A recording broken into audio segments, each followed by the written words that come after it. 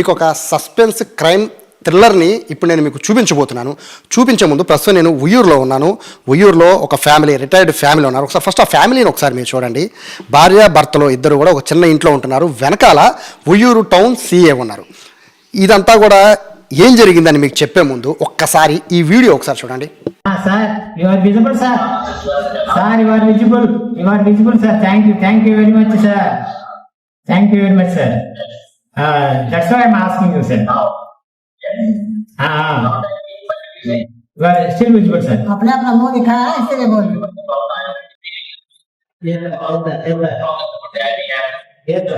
Please wait. Don't you have shy to do such things? Elderly people, don't you have shy? Bastard, what are you doing? Where are you from? Come visible to me. Mr. Sivasankar, now you break the national secret. Now, What are you talking? What are you doing? Don't you have shy? remember, we will catch you.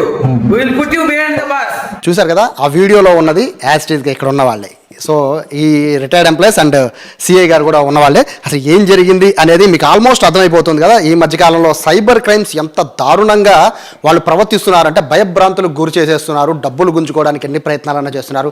ఆ ప్రయత్నాన్ని తిప్పికొట్టారు Uyyuru town CI Ramarao గారు. So Ramarao గారి దగ్గరికి వెళ్ళే ముందు ఒకసారి employees, retired employees ఉన్నారు.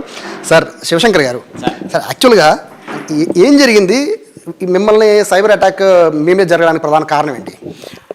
First sir ఒక ఆడియో కాల్ వచ్చింది సార్. ఆడియో కాల్ వచ్చి నేను ట్రాయ్ డిపార్ట్మెంట్ నుంచి నా ఐడి సోన్సో, నా పేరు సోన్సో, మీరు 7th January 2026 ముంబైలో ఎయిర్టెల్ షాప్లో ఒక సిమ్ తీసుకున్నారు, ఆ ఫోన్ నెంబర్ ఇది, మీరు తీసుకున్నారా అని అడిగాడు సార్.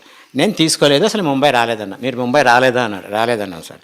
అసలు ముంబై మీకు తెలీదా అన్నాడు. 1980లో వచ్చానండి నేను, తర్వాత రాలేదన్నా. ఓ మీరు సూపర్ సీనియర్ సిటిజన్ కాబట్టి మిమ్మల్ని ఆన్లైన్లోనే చేసుకోవచ్చు, మాట్లాడుకోవచ్చు, మీరు రాలేరు ఇక్కడికి, లేకపోతే మీరు ముంబై క్రైమ్ బ్రాంచ్కి రిపోర్ట్ చేయాల్సి ఉంటుంది ఇమ్మీడియట్గా అనేసి, సరే ఒక పని చేద్దాము, మీరు మీ పేరుతో ఉన్నది అది, మీరు కొనలేదంటున్నారు, మీ పేరుతో ఒక ఆధార్ కార్డులు ఇవన్నీ ఉన్నాయి, సో మీకు ఇప్పుడు సిబిఐ ఆఫీసర్కి కనెక్ట్ చేస్తున్నాను, వారికి చెప్పుకోండి అని చెప్పని అన్నాడు.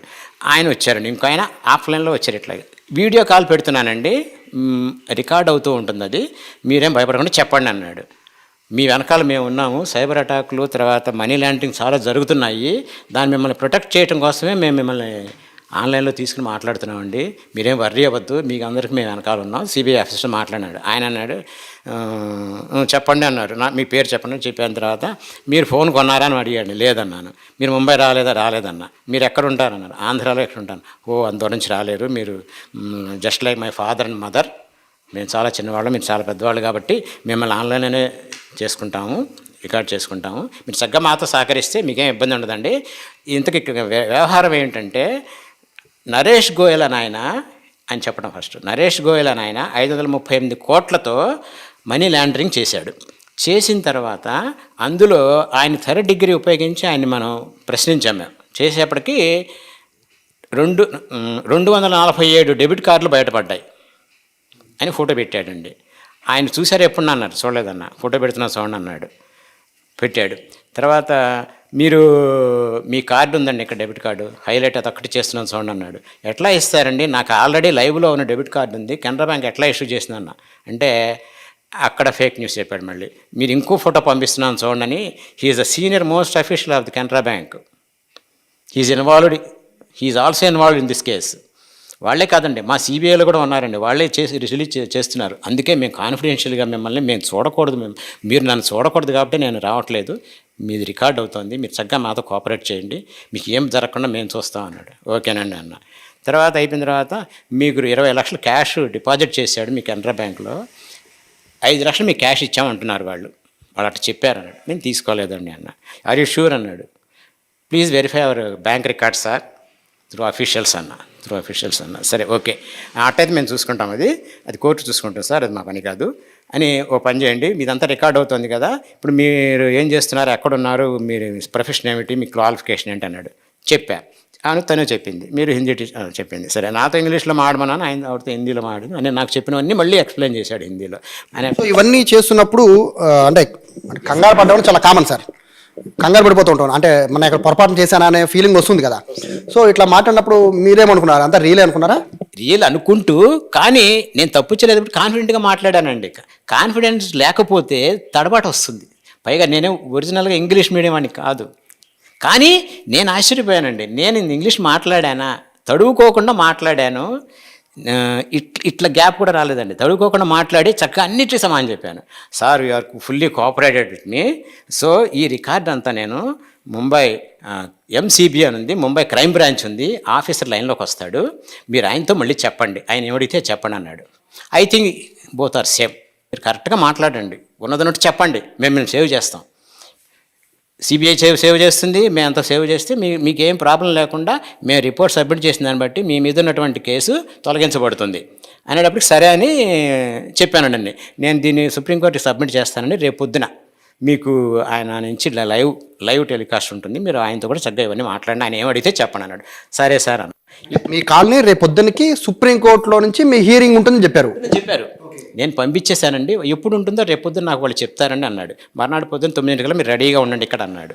కూర్చున్నాం సార్, మొన్న పొద్దున్న కూర్చున్న తర్వాత హలో అన్నాడు. వచ్చారు ఉన్నారు కదా అన్నాడు. సరే ఇప్పుడు నేను కనెక్ట్ చేస్తున్నాను, మీకు చీఫ్ జస్టిస్ లైన్లోకి వస్తారు, నేను మీరు వాళ్ళు రావంగానే హానరబుల్గా లేచి నుంచోండి చాలు అన్నాడు. సరే మామూలుగా నుంచున్నాము. అప్పటికి please sit down mister Shivshankar and Bharathalakshmi అన్నాడు.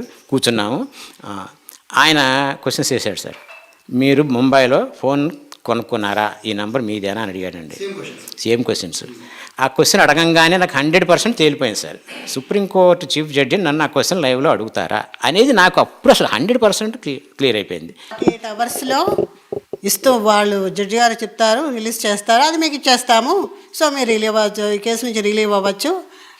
ఈ ఫోన్ మాత్రం ఇలాగే ఉంచండి, జారీ చేయండి, ఇలాగే దీన్ని ఏం పని చేయొద్దు అని చెప్పారు. అది వాళ్ళు మాకు ఇచ్చింది. వాళ్ళు 9 లైన్లోకి వస్తారు కదా, మేము మా పనులను కంప్లీట్ చేసుకుని లైన్లో ఉంది ఆ తలుపులు వేసిన బండి తీసుకుని బయటికి వెళ్ళిపోయామండి. 8 బయటికి వెళ్ళిపోయాం. టిఫిన్ తిందాం, బయట తిందాం, మా తమ్ముడు వంటికి తిందామని అయ్యేటప్పటికి చివరికి చేసి సార్తో మాట్లాడాలి. నేను డైరెక్ట్గా వెళ్ళనా అని మా తమ్ముడిని అడిగితే ఇక్కడే ఆఫీసు, నేను మాట్లాడిస్తానని ఫోన్ చేశారండి. ఫోన్ చేసినప్పుడు సార్ వెంటనే రియాక్షన్, నేను విజయవాడలో ఉన్నాను, నేను మీకు హెల్ప్ చేసి నేను ఉన్నాను, మీ వెనకాల భయం వద్దు. సిఐ గారికి చేశారు మీరే, అంటే లైన్లో ఉన్నప్పుడే మీరు పోలీసులు కాంటాక్ట్ అయ్యారు. వాళ్ళు అప్పుడు వెళ్ళిపోయారు. నిన్న పొద్దున వెళ్ళా నేను బయటికి. నిన్న పొద్దున కాంటాక్ట్ చేశాం మా తమ్ముడు ద్వారా, నేను చేయలే అనేసి కాంటాక్ట్ చేస్తే ఆయన అన్నారు, సార్ మీరు ఎక్కడున్నా నేను వచ్చేస్తాను, డైరెక్ట్ ఫోన్ చేశారు సార్ నాకు ఆయన. అప్పుడు నాకు నేను బలం వచ్చి సార్ మేము వెయిటింగ్ అన్నాను. సరే ఆయన వచ్చారు, ఇక్కడనే సెటప్ చేసుకున్నాం, మాట్లాడాము. ఈ తర్వాత మీకు తెలిసిందే నాకు ఆయన సిఐ రామారావు గారు వాళ్ళ డిపార్ట్మెంట్ అంతా I will grateful them, I will thankful them. తర్వాత నేను సెటప్ చేసిన తర్వాత 9 నేను అన్నాను, ఏంటి లేట్ అయిన 3 అవర్స్ నుంచి వెయిట్ చేస్తున్నాం మేము, ఎందుకని మీరు లైన్లో లేరు అన్నాడు. సార్ నాకు చిన్న మోషన్స్ వస్తే సెలైన్ పెట్టుకుని ఇప్పుడే వచ్చానండి, 11:30 అయిపోయింది, ఇప్పుడే వచ్చాను బయటికి, ఇప్పుడే వచ్చాను హాస్పిటల్ డైరెక్ట్గా వచ్చాను. Take milk and coffee or that water అన్నాడు. I will call after 10 minutes or 20 minutes, take your own time అన్నాడు. అనేప్పటికి నో సార్ ప్లీజ్ నేను వాటర్ తాగానన్నా. ఇవన్నీ సెటప్ రెడీగా ఉన్నాయి కదా, మళ్ళీ మనం లేట్ చేయకూడదు అనేప్పటికీ సరే ఓకే, ఇప్పుడు మీకు ఒక సార్ సుప్రీం కోర్టు జడ్జి గారు పంపించినటువంటి ఇది పంపిస్తున్నాను, ఒక ఆర్డర్ చూడండి అన్నాడు. ఫస్ట్ పేజ్ పంపించాడు sir. Supreme court of India seal, government seal, దాని మీద షీట్ మీద పైన జస్టిస్ ఏదో గవాయ్ అని ఉంటుంది కదా సార్, ఆయన పేరు Gavai, typed matter, computer typed matter, కింద సీలు, ఆయన సంతకం, కింద చీఫ్ జస్టిస్ ఆఫ్ ఇండియా, ఇవన్నీ ఉన్నాయి సార్. పెట్టాను, చదవండి మీరు పైకి అన్నాడు. పైకి చదివాను సార్. వితిన్ 7 days ఈ కింద ఫాలో అయ్యి వీటి ప్రకారం మీరు ఫాలో అవ్వండి, అప్పుడు మేము ఫైనల్ డెసిషన్ తీసుకుంటాం.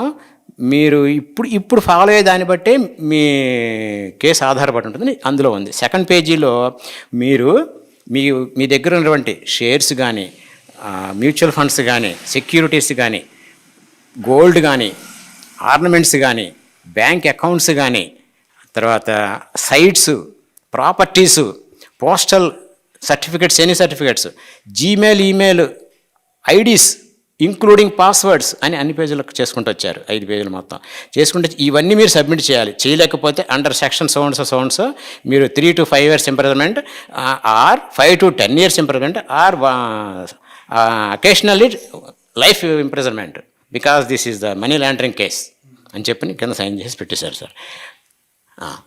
నాకు తెలుసు కదా సార్ అది వేకని. What is this sir? Yesterday only they told me you are supported CBI, today he's reversed, he's అవి రివర్స్ కనబడుతుంది మాకు, ఇదేమిటిది అంటే, లేదండి మీరు డాక్యుమెంట్స్ సబ్మిట్ చేయండి, నీకు 20 minutes టైం ఇస్తున్నాను, చక్కగా కాఫీ నీళ్ళు తాగి మంచిలు తాగి అవి డాక్యుమెంట్స్ తీసుకొని ఇవన్నీ ఎప్పట్లో కంప్లీట్ చేసాం పూర్తిగా 20 minutesలో నాకు ఇమ్మన్నారు. 20 minutes ఇవ్వాలి, లేకుంటే మాత్రం మీకు ఖచ్చితంగా హడావుడి చేస్తామని చెప్పి వాళ్ళ మొత్తం మీనింగ్ అదే కదండి. భగ్నం చేసింది ఎవరో కాదు, సిఐ రామారావు గారు. సార్ నిజంగా మీకు కంగ్రాట్స్ సార్. ఎందుకంటే ఈ వీళ్ళిద్దరూ చూస్తుంటే అంటే ఎవరో వీళ్ళు స్టేషన్కి వచ్చి వాళ్ళు పరిగెత్తున కంగారులో బీపీలు షుగర్లు పెరిగిపోయే పరిస్థితి ఉంటుంది. సో ఈ మూమెంట్లో మీరు వచ్చి వీళ్ళని సేవ్ చేయడమే కాదు, వాళ్ళని కూడా మీరు ఆ వీడియోలు చూస్తుంటే చాలా హ్యాపీ అనిపించింది. ఎందుకంటే వాళ్ళు మీ దెబ్బకి వాళ్ళు బెదిరిపోయి మొత్తం బ్లాక్ కూడా చేశారు. సో అసలు మీరు చెప్పండి, అంటే ఈ ప్రధానంగా వీళ్ళని ఎందుకు టార్గెట్ చేశారు? ముఖ్యంగా ఈ రోజుల్లో ఈ డిజిటల్ అరెస్ట్ సంబంధించి బాగా టార్గెట్ చేసేది ఎవరైతే ధనవంతులు ఉన్నారో, వృద్ధులు ఉన్నారో, ఇటువంటి వాళ్ళని బాగా టార్గెట్ చేస్తున్నారు. వీళ్ళ డేటా కూడా బయట దొరికే అవకాశం డార్క్ వెబ్లో ఏదైతే ఇప్పుడు ఫర్ ఎగ్జాంపుల్ డేటా ఏ విధంగా దొరుకుతుందంటే రిటైర్డ్ ఎంప్లాయీస్ యూనియన్స్ ఉంటాయి, ట్రెజరీ ఆఫీస్లో చిన్న చిన్న కాంట్రాక్ట్ ఎంప్లాయీస్ ఉంటారు, ఇలాంటి చోట్ల డేటా దొరికే అవకాశం ఉంది. అలాగే యూఎస్ కాన్సులేట్ ఆఫీస్లో, పాస్పోర్ట్ ఆఫీస్లో చిన్న చిన్న ఎంప్లాయీస్ ఉంటారు. వీళ్ళందరూ కూడా బయటికి ఎవరు వెళ్తున్నారు, ఎవరు వర్క్ చేస్తున్నారు, రెగ్యులర్గా ఫారెన్ విజిట్స్ చేసేది ఎవరు, ఇటువంటి డేటా. అలాగే మా సూపర్ మార్కెట్స్లో కానీ, గోల్డ్ షాపుల్లో కానీ, ఇలాంటి చోట్ల ప్రతి చోట కూడా ఎవరైతే ఎక్కువ డబ్బు స్పెండ్ చేస్తున్నారో వాళ్ళకి సంబంధించిన డేటా ఈజీగా దొరికే అవకాశం ఉంది. ఆ డేటాని చిన్న చిన్న ఎంప్లాయీస్ దాన్ని థెఫ్ట్ చేసి అలాగే డార్క్ వెబ్లో పెట్టి అమ్మేసి అవకాశం ఉంది. ఆ డార్క్ వెబ్లో డేటా కలెక్ట్ చేసుకుని ఇటువంటి అఫెండర్స్ ఇండియన్ నెంబర్స్ నుంచి కంబోడియాలోనో లేదంటే మయన్మార్లోనో అలాంటి చోట్ల ఉంటూ ఇండియన్ నెంబర్స్ వాట్సాప్ అక్కడ యాక్టివేట్ చేసుకుని ఇలాంటి క్రైమ్ అంతా చేస్తూ ఉంటారు. దీంట్లో రిటైర్డ్ ఎంప్లాయీస్ డేటా వాళ్ళ దగ్గర ఉన్నట్టుంది. సార్ వాళ్ళని టార్గెట్ చేశారు. యాక్చువల్గా మీకు ఇన్ఫర్మేషన్ రాగానే బేసిక్గా అంటే తప్పుగా అని కాదు సార్, బేసిక్గా ఎట్లా ఉంటుందంటే పోలీసులు అనగానే సైబర్ క్రైమ్గా అంటే వచ్చి కంప్లైంట్ ఇచ్చాక చూడొచ్చులే అనే ఫీలింగ్ ఉంటుందేమో చాలా మంది జనాల అభిప్రాయం సార్. అందరికి కూడా అదే, అంటే ఫోన్ చేస్తే రోజుకు 100 calls వస్తూ ఉంటాయి బట్ మీరు అలా కాదు, ఒక్క కాల్ వస్తే ఇమీడియట్గా లైవ్లో ఉండగా వాళ్ళని పట్టుకున్నారు. అది ఏం జరిగింది సార్ స్టోరీ? మేము ఈ మధ్యకాలంలో మా జిల్లా ఎస్పీ విజయసాగర్ నాయుడు ఐపీఎస్ గారు ఈ సైబర్ క్రైమ్స్ మీద ఎక్కువ కాన్సన్ట్రేషన్ చేయమని చెప్పి మాకు ఇన్స్ట్రక్షన్స్ ఇవ్వడం జరిగింది. ఈ సైబర్ క్రైమ్ ఎక్కడ రిపోర్ట్ అయినా సరే మేము దాంట్లో డీప్గా ఎంక్వైరీ చేస్తున్నాం. ఈ పర్టికులర్ కేసులో నాకు ఎప్పుడైతే కాల్ వచ్చిందో అతను ఇంకా లైన్లోనే ఉన్నారని చెప్పారు. ఇది చాలా అరుదైన సన్నివేశం. చాలామంది ఈ క్రైమ్ అంతా కంప్లీట్ అయ్యే వరకు కూడా 1 వారం రోజులు, 10 రోజులు, 2 రోజులు, 3 రోజులు లైన్లోనే ఉండి ఈ డబ్బులని ట్రాన్స్ఫర్ అయిన తర్వాత మాత్రమే మనకు రిపోర్ట్ వస్తుంది డిజిటల్ అరెస్ట్లో. పర్టికులర్ దీంట్లో లక్కీగా ఏం జరిగిందంటే మన వాళ్ళకి కొంచెం టైం దొరికింది. ఆ టైంలో నాకు సమాచారం ఇచ్చారు. ఇమీడియట్గా నాకు అర్థమైంది ఇది డిజిటల్ అరెస్ట్ అని చెప్పి నేను వెంటనే ఇక్కడికి వచ్చి మన వాళ్ళకి బ్రీఫ్ చేసి ఈ విధంగా మాట్లాడండి, అతన్ని లైన్లోకి వచ్చి ఈ విధంగా చేయండి అని చెప్తే శివశంకర్ గారు ఎగ్జాక్ట్గా మేము ఎలా అయితే చెప్పామో ఆ విధంగా మాట్లాడారు. చివరికి అతను లైన్లోకి వచ్చారు. మాకు అప్పటివరకు మేము కలెక్ట్ చేసుకోవాల్సిన డేటా కూడా మేము కలెక్ట్ చేసుకున్నాము. లైన్లోకి వచ్చిన తర్వాత ఇంకా వాళ్ళు పర్టికులర్గా బ్లాక్మెయిల్ చేసి స్థాయికి వచ్చేస్తారు. స్థిర చరాస్తుల వివరాలు, అలాగే సెక్యూరిటీస్, బాండ్స్, డిపాజిట్స్, గోల్డ్ అన్ని వివరాలు కూడా తీసుకుంటున్నారు. తీసుకుని ఇంకా ఫైనల్గా ఇంకో 2 గంటల్లో ఈ వృద్ధుల్ని బాగా భయపెట్టి అవంతా ట్రాన్స్ఫర్ చేయించుకుని వ్యవహారం చేయబోతారని చెప్పి అర్థమై నేను ఇంటర్వ్యూన్ అయ్యి మధ్యలోకి వచ్చి ఎప్పుడైతే అతను క్వశ్చన్ చేశానో ఆల్రెడీ రియల్ పోలీసుని చూడగానే వాడు భయపడి ఆఫ్లైన్ అయిపోయాడు. మొత్తం ఆ నెంబర్స్ కూడా బ్లాక్ అయిపోయినాయి. తిరిగి మనం కాల్ చేద్దామని కూడా కాంటాక్ట్ అయ్యే పరిస్థితి లేదు అవతల వైపు నుంచి. బేసిక్గా రికార్డ్ చేసే అవకాశం లేదా సార్ మొబైల్లో? అంటే వీళ్ళు రికార్డ్ చేయలేరు సార్, అంటే అవతల పర్సన్స్ ఏం చెప్తున్నారు అనేది?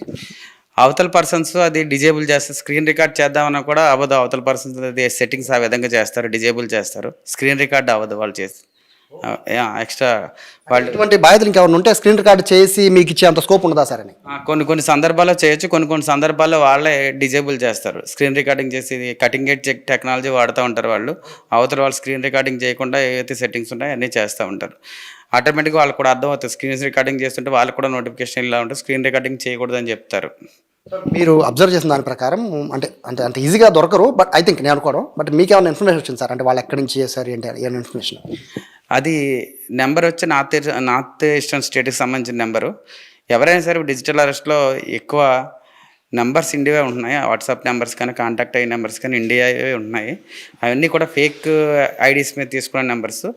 ఆ నెంబర్స్ ఏదైతే మన ఈ ఈస్టర్న్ కంట్రీస్ ఏవైతే ఉన్నాయో, కంబోడియా కానీ మయన్మార్ కానీ అలాంటి దేశాల్లో అక్కడ పెట్టి ఆపరేట్ చేస్తున్నారు. ఆ నెంబర్స్ యాక్టివేట్ చేసుకుని అక్కడి నుంచి ఈ సైబర్ క్రైమ్ అంతా ఆపరేట్ చేస్తున్నారు. ఇది ఈ మొత్తము ఈ చెప్పిన ఈ క్రైమ్ థ్రిల్లర్ స్టోరీ ఇది. సో ఎవరైనా కూడా సైబర్ క్రైమ్ బాధితులు ఉంటే కనుక బాధితులు కాకుండా ఉండాలంటే మాత్రం ఇటువంటి అవగాహనల్ని మీరు పెంచుకోవడం కాదు, మీతో పాటు ఇంకో 10 మందికి ఇటువంటి విషయాలు షేర్ చేస్తే కనుక మీ బంధువులు కూడా ఇటువంటి సైబర్ అరెస్ట్ల బారిన పడే అవకాశం ఉండదు. కెమెరా పర్సన్ కృష్ణతో సాయి, సుమన్ టీవీ, ఉయ్యూరు నుంచి.